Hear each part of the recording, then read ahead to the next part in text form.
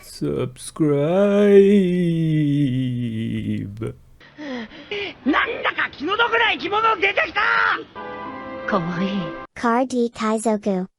This video is brought to you by Nengarden. To celebrate their 1-year anniversary, they're thanking fans with a huge sale. Plus, you can use code CardKaizoku at checkout for an extra 5% off your order. This video is brought to you by Adakai TCG. Shop the latest in premium holographic textured custom One Piece cards. Designed for collectors, crafted to stand out. Use code CardKaizoku for 15% off your next order. This video is sponsored by Gungam.gg. See Western OP11 list and Eastern OP12 list on Gungam.gg. Updated daily. Be the first to see decks for new leaders as they emerge. With over 1,000 deck lists per set, Gumgum.gg has all the top strategies as soon as they drop. This video is sponsored by Card Market, Europe's largest online marketplace for trading card games. Alright everyone, in this video we're going to be looking a little bit ahead in the meta at the OP13 meta. I just wanted to see what some of the deck lists look like for OP13 because I did do some early testing with it back before all the cards were revealed. I might have missed the boat to do like a set review for OP13 looking at all the colors. Let me know if you guys would still want something like that. I could still record it, but yeah, I'm figuring that the cards have been revealed long enough that maybe the hype in reading out each card may be gone.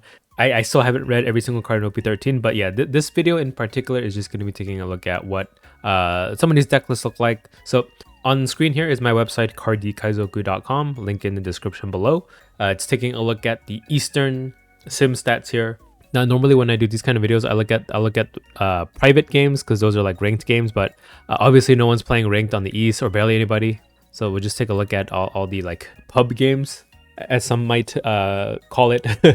And yeah, I do know, I'm aware, or maybe you're not aware, but super disclaimer.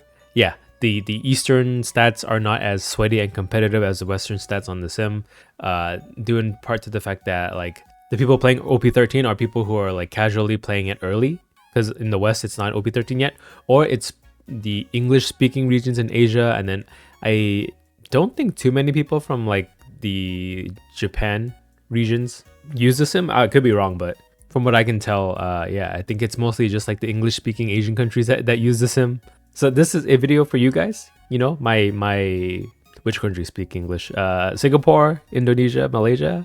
Is that I can only think of Southeast Asia. There's probably other countries that I'm missing. Sorry if I missed you, but those are the ones that popped in my head. This video is for you and a little bit for me, and also for the people who are excited for OP13 because global releases in a couple months, right? 6 months, half a year. But yeah, once that is out, we're all going to be looking at the stats at the same time. So yeah, let's just jump right into things. So this is the top 10 ranking here. Again, these stats aren't super sweaty and super, I would say, like the cream of the crop in terms of performance, but we can take a look at them to see how deck lists are forming. So let's just take a look at the new leaders for sure.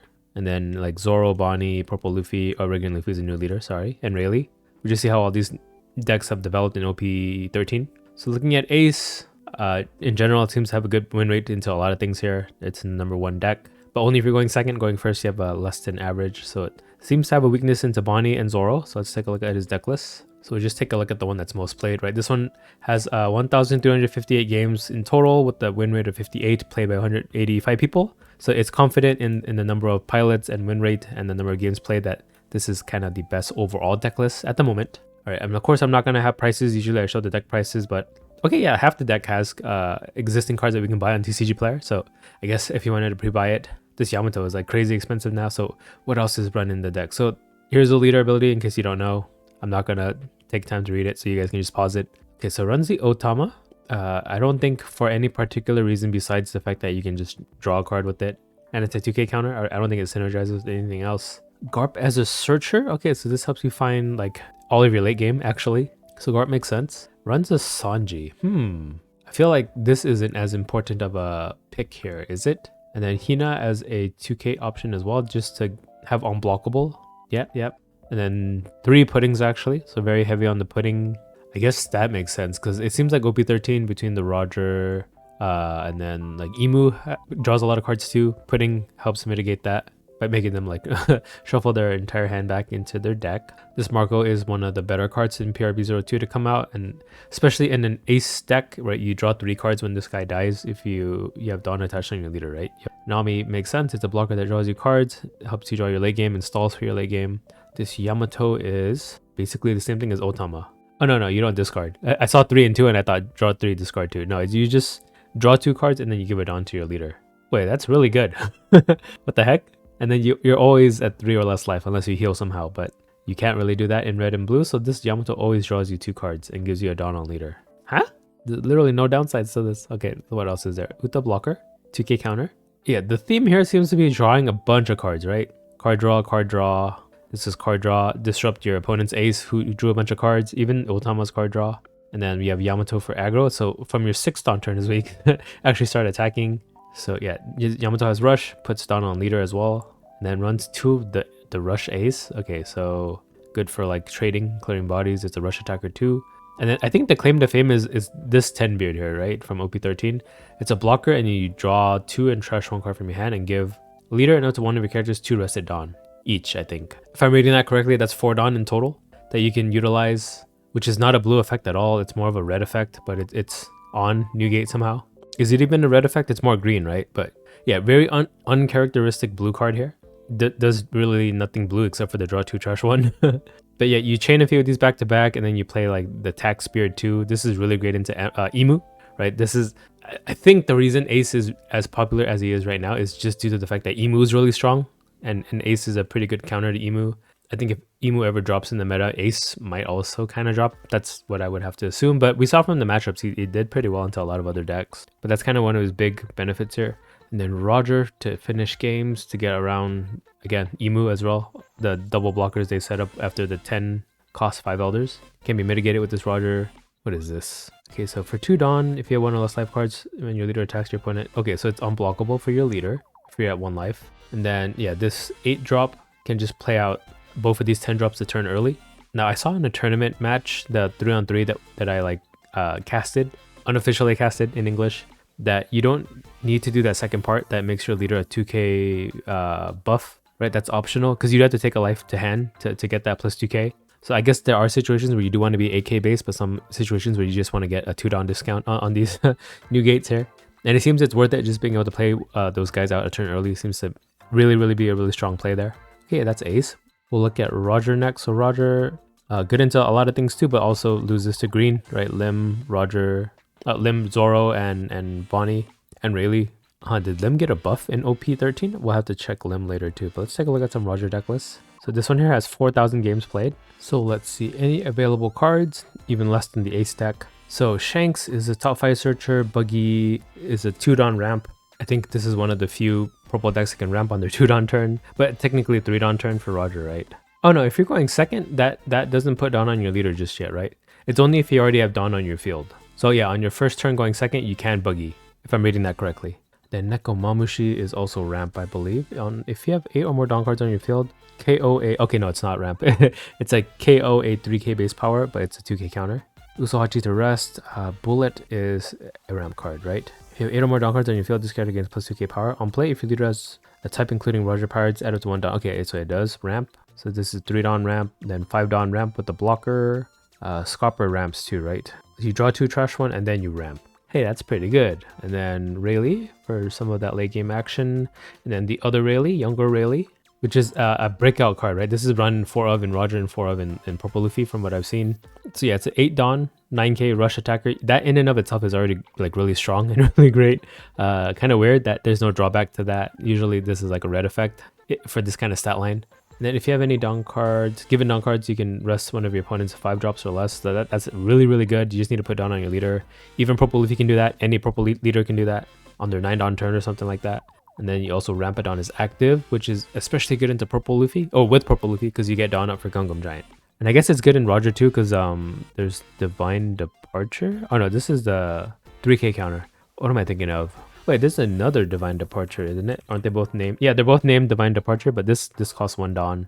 But it doesn't seem like they're running a 1 Dawn counter event in this deck. 4 aces and 1 Roger, so Yeah, this Roger, purple Roger. Yeah, I thought this might have been like the key star of the deck, but yeah, the 10 cost Shanks also makes a lot of sense. You debuff everything for -1k, you're a 7k base in the late game. Makes it even harder for your opponent to attack into you. And it also has rush, so you can attack right away. And then this Roger to play around Emu, I think. And it's searchable in this deck, actually. Oh, okay, so this is a 1-Dawn counter. And a ramp card. I thought this was the Searcher. My bad, my bad. It's such a long event name, so I'm not going to read it out loud. But yeah, you can either spend 2 Dawn to ramp. Oh, but not on your 2 Dawn turn. This only works on your 3 Dawn turn because you need to have given Dawn. And then on counter, you can counter 3k on your leader only. And then to die for to ramp. And then, yeah, Divine Departure. This is a pretty good card. Very versatile.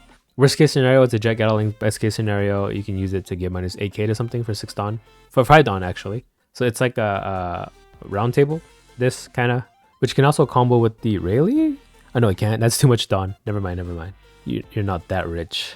Okay, that's Roger. Roger seems to be a pretty strong deck. Okay, Sabo, my most interested leader, seems to be doing okay. I think in like locals in Japan, he's hit a second wave. I think he was not initially popular in Japan either, or even like online. And then yeah, all the hype was on Ace, was on Emu. But now people have started to pick this deck up. I've been seeing it like do well in some store tournaments. Seems to do good into everything except for the everyone seems to be weak into Green Zoro and Green Bonnie.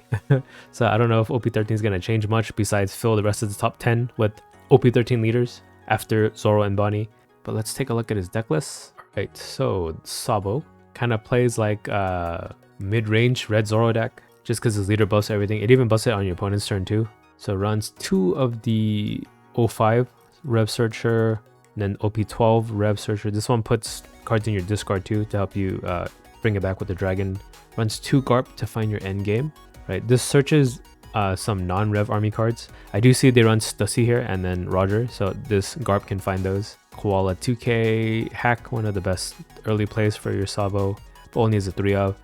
This blocker Sabo that makes your board immune to KO. I think I didn't test him out, but yeah, I do think you have to include him in your deck. After playing the Emu matchup some more, this helps you against the Mars, so it keeps your board safe. Also fills your discard, fixes your hand. Now the 5 cost Koala from OP13, why is this used? So you can place 1 card from the trash at the bottom of your deck, give it to 1 rested down card to one of your leaders or characters. So it sets up your leader ability. That's about it. It kind of pales in comparison to the Secret Rare Sabo, because this one is not only able to put down on your leader for free, you don't even need cards in your discard to do it. It can get +2 cost to something, and it also is a blocker and has a higher stat line. So I don't know, I guess it's like 2 more copies of this Sabo, but like a cheap, shittier version of it. And then yeah, the 2k counter Sabo from PRB02 is good. This Hack is interesting. It's a vanilla, but it is a 6 drop, so you can play it out with the dragon. But again, there's never a universe where I play Hack over Sabo. It's the same stat line, and Sabo just comes with more advantages. And then between the 4 Koalas and then the 4 Rev Army HQs, and he's even, or whoever, not he, but a group of people are still even running Captains Assemble. I figure it'd be pretty easy to get the Sabo in your discard, right? But I guess, yeah, Hack is a little bit easier in the fact that he's a 2k, so you can just counter with them to get him in your discard.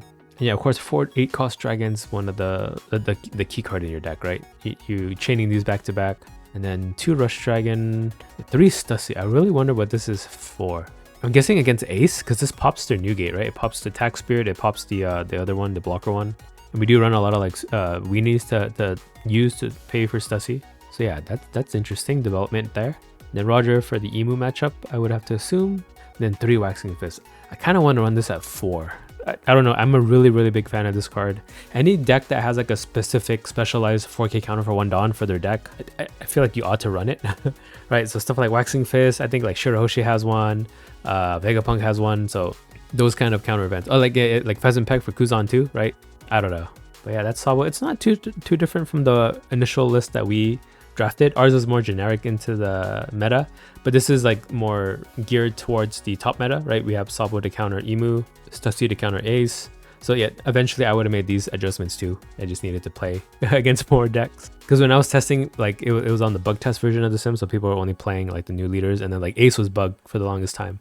Okay, let's look at Bonnie here. So Bonnie does better going second. Actually beats Zoro. Okay, that's a new development here compared to the other OP13 leaders. Loses heavily to Ace and Sabo though. Let's take a look at what Bonnie is running. So Bonnie leader, When you play a trigger card, gives 2 Dawn. So we have Lilith as a top 4 searcher for trigger cards. Otama is a 2k counter that can buff for 3k if you take a life. I don't think you use it for that unless you like really desperately need that much power for 2. Edison is just a 2k. Do you ever play it out? So you can trash this character if you have less life cards and your opponent, you draw a card, and then rest of the 1 opponent's cards with the cost of 3 or less. Oh, maybe to get rid of a chump blocker for 3. And then this Bonnie helps you draw cards. This is an old card. This Frankie is a trigger 2k counter, so it makes sense. You can maybe sometimes get it as a trigger for free in the late game to go for game. Hawkins is a really sticky trigger card that your opponent never wants to attack into because it makes your opponent trash a life. Kikunojo is just a great body to cheat out for free because they'll never want to kill Kikunojo either because you heal. Nami to utilize all your trigger cards to pop a 5-drop. Boa Hancock, I guess like another way to use trigger cards like Nami, right? This one prevents a character or a rested leader from attacking, except Monkey D. Luffy. So it's just for stall power, and it's a vanilla stat line, unlike the Nami, which is a 5k. And then for Robin, make your opponent trash a life, and then you buff yourself for 2 Dawn, right? And then make them take another life. And this Stussy is probably like Stussy and Bonnie, I think like your late game finisher. So Stussy is a blocker, and then you can play a 5 cost or less card with trigger. So that's either one of these two, right? Nami or Boa Hancock. And also, I guess Kikunojo. You just play any of these out for free would be good. And she's a blocker too. Wow, that's really good. And then yeah, Bonnie, I did see Bonnie in action. Bonnie is like amazing.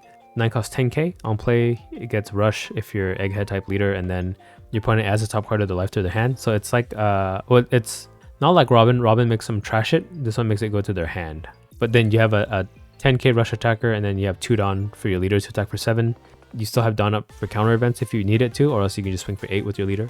What does the trigger do? If you have 1 or less life cards, rest up to one of your opponent's characters with the cost of 7 or less. Okay, I don't think I've ever seen the trigger come up. Oh, Stussy doesn't have a trigger. That's the only non-trigger card in the deck. And then 2 Blade Slice to go for game, but also to, I think this is good into Rayleigh too, to just rest something before he can attack you. Okay, very aggressive deck here. And then Emu, Emu has a going first win rate of 35. That is really bad, huh? This is such a dice rolly deck. It could just be that so many people were playing it that like it has a 13.2% play rate, that the people who just aren't good at playing going first are mucking up these stats here, but going second, it seems like the brain dead curve to play this deck. Ooh, has a really weak matchup in the purple Luffy, but we didn't see that pan out in the 3-on-3 that we casted. Also, it loses to Roger and Ace. Yeah, Ace makes sense. The Tax Spirit is against that. I keep seeing Lim. I really should check out Lim. So after what's next? Greg Green Luffy, I'll look at Lim. So let's look at a Emu deck list. I'm pretty sure it's just running all the 5 elders here. Yeah, I bet none of these cards are available except for like Mary Joa. Yeah, 13 cents if you want to buy this deck early. The only card you can buy. But yeah, it just runs Charlia. I think I know the most about the cards in the Emu deck. So yeah, this filters a card in your hand, and then you can use your leader ability to pop the Charlia to draw a card. Charlos is a blocker. Mioscard is a 2k. And then yeah, Saturn's your searcher. Orkari is your blocker that draws a card on death. Nestro is rush and then power down. Mars is KO. This is what we want that 5 cost Sabo to play around. And then Jupiter makes everything a 7k base, and none of these cards can be removed. So if Emu sticks around, I think all removal decks are going to be like kind of out of the meta. Between Buggy and Emu, there's just 2 decks that just outright counter a mechanic, which kind of sucks. And then yeah, the 5 elders that lets you play all the elders from your discard. And then 4 of the top 3 searcher that discards, 4 of the 3k counter that also pops, a 6-drop on board, 4 of the 4k counter that pops your opponent's stage 2 in the mirror. And then 1 of both of the Mary Joa type stages, Empty Throne being the one that you play in every scenario except for the mirror. And then we saw the Emu against the Purple Luffy, they didn't run it just because they were worried about the Magellan. So that's where the Mary Joa helps with discounting some of your characters. Now I did remember some people running Stussy in the deck. I don't see it here, but I think that was like one of the tech cards. Take a look at another list here. Oh no, none of these decks run Stussy. But yeah, I don't know. I think Guanrong, like the year 1 One Piece champion, was considering Stussy as a tech card for the deck, but I don't see it here, so maybe it didn't stick, or maybe people are just not testing it out on the sim, right? As we mentioned, the Eastern data is not like super sweaty at the moment. Okay, so that's Emu. And then Red Green Luffy, so kind of struggling, right? 50% rate going second, 44 going first. Kind of loses to a lot of things in the meta here. And Lim again shows up. So let's take a look at a Red Green Luffy list here. This is a leader that a lot of people have been like wanting me to like play and hype up, and they want it to be good. Unfortunately, I don't think it at the moment is too great. I remember in my like initial like tier list video, or not video, like image I posted, a lot of people got mad at me for putting Red Green Luffy so low, but it looks like he is kind of as low as I had initially thought he would be. For now, people could figure out a list, but for now, this doesn't seem to be doing it. So Nami Straw Hat Searcher, Garp Anything Searcher, Jinbei 2k, and this one can give minus 2000 power. Does it have to be specifically this 2k? I don't think it synergizes anything, does it? Yeah, I think this is just any Straw Hat 2k. And then Bonnie. Sets Dawn is active and is a blocker, so this just gives you 2k counter. Because yeah, what this guy does is, if you have 5 or less active Dawn, you can use that Dawn to counter for 2k per Dawn. Oh, you need Dawn on your leader too. I think I forgot that in one of my casting videos. And then Tashigi to protect your green body, so it's going to be green heavy. This is a 2k Straw Hat blocker, 2k counter. Let's see, this Uta is a new card, so on play, set up the Tuber Dawn is active. Then you can't play another character with the base cost of 5 or less, so this gives you 4k counter. And then on KO, you can play a character with the cost of 5 or less from your hand is rested. Okay, so what 5 drops are good? So there's this Bonnie that gives you an active Dawn, so at least it's a 2k. And then Sanji, I think this is one of the key cards in the deck, right? So on play, you set up the Tuber Dawn is active, so 4k counter. It's a vanilla stat line. And at the turn, if your leader is Film or Straw Hat crew type, set to one of your Dawn is active, so it gives you 6k counter, 246, yeah. That's pretty good. And then this log can like play it out. So if you have 1 or less life cards, this character gains a blocker. Then on play, you can return 1 character from your hand to your hand. Set 1 character with the cost of 5 or less from your hand is rested. So that these like Nami and Garp searchers, you can pop them to your hand and then play out the Sanji and get you get a 6k out and then a rested 7k, and then you get 3 Dawn active to counter for 6k. And then if you really need it, if you're low on life, then he's a blocker. So yeah, pretty defensive here, but only 2 copies of this. And then the Luffy secret rare has double attack, and then if your leader is multicolored, set to 4 if your Dawn is active, then you can't play a 5 drop or more. So this gives you 8k counter, but has double attack. This might be, I don't know, this card kind of, I don't think it's too great. Maybe it is? I don't know, it doesn't really do much on the turn you play him, but the turn after that, if you can land a hit, it double attacks. Which double attack has never been like a super relevant mechanic, right? Like Cracker never made the difference, Yamato leader never like dominated the meta with double attack. So I don't know, I'm not really a fan of double attack. If this had Banish, that might have been a lot better, I think. Or even like Rush, that'd be really good, right? That's not uncharacteristic for green cards. Smoker has Banish, and then like bunch of green characters have Rush anyway. But nope, you get double attack. And then this Zoro, I guess it's like what you get, like you're not ramping, so you just happen to play this in the late game. I guess with this Sanji out, you always have a Dawn to protect the Zoro, but nothing else untaps at the end of the turn, right? Everything else is on play untap. Yeah.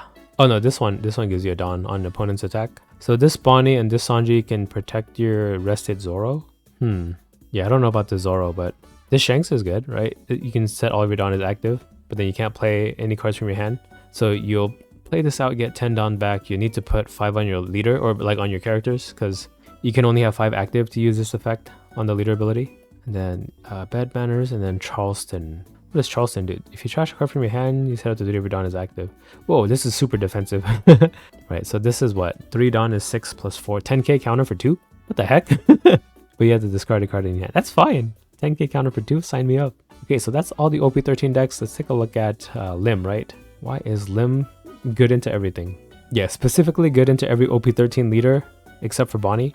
But dies to Zoro, and oh no, it loses to Ace too. But good into every other OP13 leader. Let's take a look at why. What's new? Oh yeah, it can run some of these new cards here. So this Sanji, wait, why is this Sanji good in this deck? Is it for the audio? No, they're not running the 9-drop audio. Well, yeah, he's essentially a 3 cost, 7k, and then you can use your leader ability plus 1 more Dawn. Yeah, you need 1 more Dawn on top of that to play out like a second character for the turn, right? So it's just a very discounted big body. Zoro is a card you can ramp to in this deck actually, so it kind of makes sense. You can play it out really early. This Shanks, I guess, kind of makes sense too. Does it? So you play the Shanks, you get 10 Dawn back, you use 3 for your leader ability to cheat out a second character, you have 7 Dawn. What do you do with that? Huh. I figured this deck would run the audio in that case, right? This one here. Once per turn though. You can turn one of your Dawn to 2k counter like the Red Green Luffy. That's only 1 Dawn. What do you do with the rest of the 7? Is there another way you can pay for stuff? Once per turn, you pay 3. Nothing else is activate main, pay. So you're sending 12k with the leader after playing the Shanks? Is that why it's good? I guess you could play Dead Man's Game for 3 and then you have 4 Dawn left over. Huh. But yeah, the fact that the Shanks means that you can't play any cards. This Lim gets around that because her leader ability lets you play a card via her leader ability, which is not technically playing a card, it's using a leader ability. So that's some synergy with this Lim and this Shanks. Then I wanted to take a look at Bonnie. Does Bonnie run any of the OP13 cards? Nope, so I'm not gonna look at her. Purple Luffy I'm interested in, right? So going first 56, going second 42, kind of dies to what's currently in meta, but is good into Emu and Kuzan and Blue Purple Luffy. So let's take a look at the new list here, right? Yeah, I do see they're running the Magellans now just to slow down the Emu. This seems to like actually put in a lot of work. Neko or Inu Arashi, which is the, what does this do? So if you have any given Dawn cards, add up to 1 Dawn from your Dawn deck as rested, and then kill one of your opponent's characters with a cost of 1 or less. So this is a 4 Dawn ramp option.